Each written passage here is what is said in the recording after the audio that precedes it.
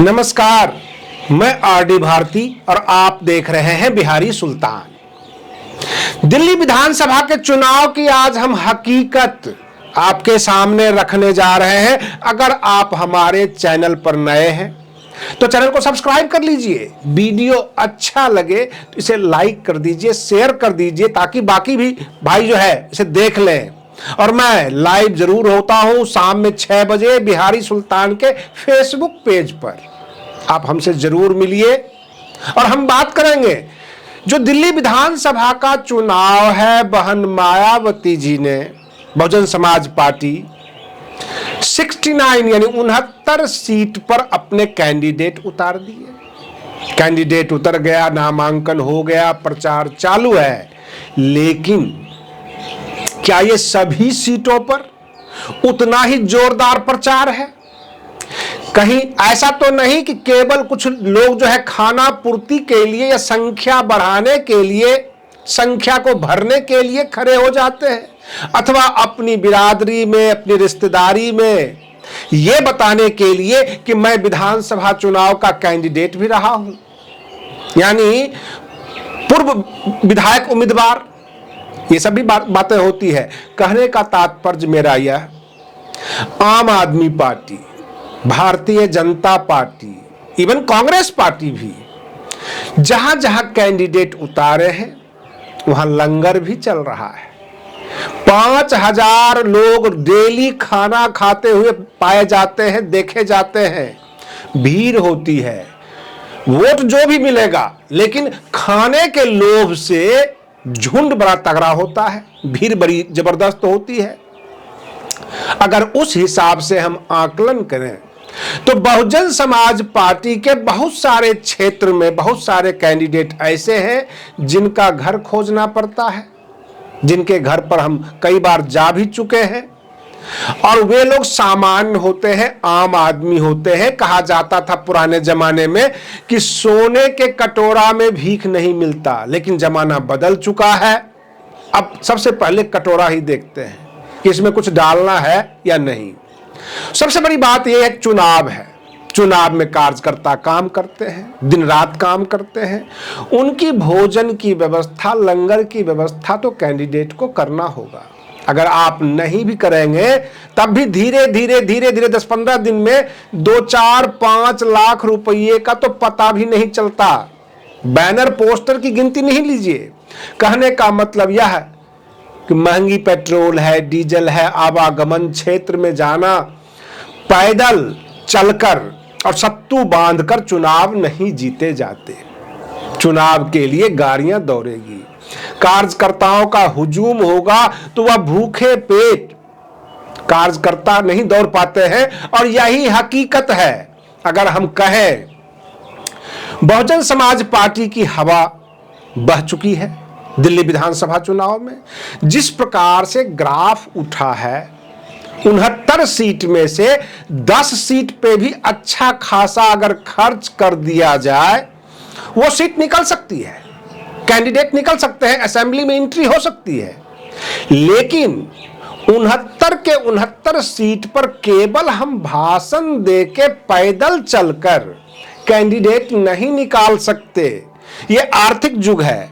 भाजपा पैसे का बौछार लगा रखा है, उधर आम आदमी पार्टी भी कहीं से कम नहीं है। और इस तरह से पूरा का पूरा व्यवस्था रात में सोने का और दिन में ठहरने का भी है। बहुत सारे चुनाव क्षेत्र में जाकर हमने खुद देखा है, बहुजन समाज पार्टी के कैंडिडेट के नाम पर और पता पूछना पड़ता है। लोग बता देते हैं, लेकिन जाकर देखना पड़ता है। जबकि इसकी तुलना में अगर हम भाजपा का देखें, कांग्रेस का देखें, आम आदमी पार्टी का, तो उन्होंने बकायदा एयरटेल और जियो का जो है डेटा कार्ड, जो लिस्ट होता है टेलीफोन का, वो लिस्ट ही उठाए हुए है, पूरी सूची। और टेलीफोन कर करके मतदाताओं से कहते हैं आप भाजपा को वोट दीजिए, आप कांग्रेस को वोट दीजिए, आप आम आदमी पार्टी को वोट दीजिए, जिसकी पार्टी का होता है प्रचार। तो इस तरह से वो खर्च कर रहे हैं। हम वो भी खर्च करने के लिए नहीं कर रहे। हम ये भी कह रहे हैं कि बिल्कुल साधारण तरीके से अगर आप चुनाव लड़ते हैं तो चुनाव का जो कार्यालय है वहां पर थोड़ा सा गहमा गहमी भी होनी चाहिए। ऐसा ना हो कि कैंडिडेट नामांकन कर ले और हाथ जोड़कर अपने मोहल्ले में घूमता रहे और टिकट ले लिया है विधानसभा का। ये कोई पार्षद चुनाव नहीं है, क्योंकि अगर उस लेवल के, मैं ये भी नहीं कह रहा हूं कि सारे के सारे कैंडिडेट ऐसे ही हैं, लेकिन बहुत सारे कैंडिडेट ऐसे हैं जो नामांकन की लिस्ट में, सूची में तो आ जाते हैं चुनाव लड़ने के लिए। पार्टी के पास फंड्स नहीं होगा, लेकिन कैंडिडेट तो मजबूत उतारने ही चाहिए। और ये चुनाव खर्चीली हो चुकी है। बगैर खर्च का हम कितना भी कहते रहे, संविधान न्याय की बात करें, हम बाबा साहेब भीमराव अंबेडकर की बात करें, मान्यवर काशीराम जी की बात करें, लेकिन ये अर्थ युग है। पैसा के सामने बहुत कुछ फीका पड़ जाता है। कहने का तात्पर्य है, व्यक्ति जो होता है, जो मतदाता और मतदाताओं को रिझाने वाला जो युवा वर्ग है, वो सब का सब भोजन के पीछे भागता है। आप तो पता ही है कि दिल्ली देश की राजधानी है और वहां शराबबंदी भी नहीं है, तो शाम रंगीन भी होती है। विभिन्न दलों की बात कर रहा हूं। बसपा सीधे साधे तरीके से चुनाव लड़ती है, तो जो इनके कोर वोटर हैं, जो परंपरागत बसपा के मतदाता हैं, वह तो वोट देंगे ही देंगे, लेकिन जो बाकी वोट को रिझाने के लिए, माहौल को बनाने के लिए बहुजन समाज पार्टी के बड़े बड़े जो भी हैं नेता, नेशनल कोऑर्डिनेटर, पूर्व सांसद जो रहे हैं, राज्यसभा सदस्य रहे हैं, बहन मायावती जी खुद, आकाश आनंद जी खुद, सबको इनके बारे में सोचना चाहिए। वो छांट ले कि हमें ये 10 कैंडिडेट को निकालना है, उन कैंडिडेट के ऊपर अच्छा खासा खर्च करके उनको निकाला जाए। इनको पता भी होता है कि किस किस क्षेत्र में इनके मतदाता बहुत ज्यादा है। रही बात ये कि भाजपा और कांग्रेस, खास करके मैं भाजपा की बात कर रहा हूं, बिल्कुल पैसे का बक्सा खोला हुआ है खर्च करने के लिए, चुनाव में खर्च करने के लिए। चुनाव आयोग हर चुनाव में चुनावी खर्चा बढ़ा देती है। आप यहां तक खर्च कर सकते हैं, आप वहां तक खर्च कर सकते हैं, आप 25 लाख खर्च कर सकते हैं, आप 30 लाख खर्च कर सकते हैं। ये 30 लाख तो किताबों का है, जो अनऑफिशियल खर्च होता है। हम ये नहीं कहते कि आप सब मतदाताओं के हाथ में 500-500 के नोट दीजिए, नोट बांट के वोट लीजिए, ऐसा भी नहीं कह रहे हैं। लेकिन जो जरूरी रिक्वायरमेंट्स होती है चुनाव के अंदर, गाड़ियां दौड़ती है, मतदाता अच्छे अच्छे भोजन करते हैं, तब खुश होकर वहीं पे घूमते रहते, कहते नहीं जहां पे शहद होगी वहीं मक्खियां भिनभिनाती रहेगी। तो ये हाल है चुनाव का। बहुत सारे लोग 2-4-5 दिन का जो नामांकन का समय होता है, और जहां पे नामांकन होता है तो हमने ऐसे लोगों को भी देखा है 5-7 दिन वो घर में भोजन ही नहीं करते, क्योंकि जो जो लोग नामांकन कराने आते हैं वही भोजन कराते हैं। उनका पैकेट बंद होता है, बढ़िया भोजन होता है, तो सोचते हैं वहां नामांकन हो रहा है, दिन का भोजन तो वहीं कर लेंगे।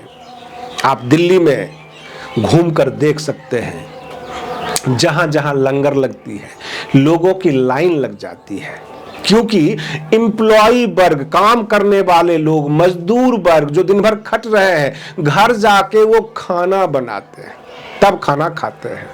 ऐसे लोगों के लिए चुनाव जो है एक बड़ा राहत का सब्जेक्ट माना जाता है। चलो भाई चुनाव हो रहा है तो मतदाताओं के नाम पे कार्यकर्ताओं को भोजन कराएंगे तो हमें भी मिल जाएगा। और इस तरह से कैंडिडेट के आसपास, उम्मीदवार के आसपास भीड़ जमा रहती है। और कुछ लोग तो ऐसे भी होते हैं कि भोजन के साथ साथ कुछ खाने पीने को भी मिल जाएगा, वो पीने के चक्कर में भी होते हैं। ये सब जरूरी खर्चे में बता रहा हूं।